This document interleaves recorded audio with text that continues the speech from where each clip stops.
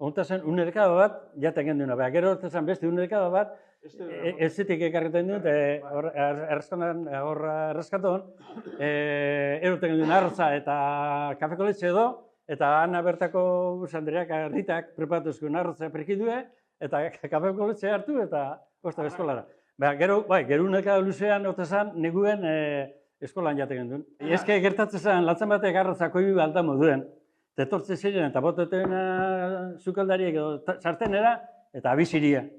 Eta, klaro, noina izan da eta inorrezta errudun eta bat amatek, jan bai lotu behar. Eta kauna llegazen momentu pesan, bakotxak arrotzat dakazenak, bakotxak bere izena bine. Bere izena az, fulano, prikidu eta bafengan. Eta bakotxak, fulanito, hau benganito.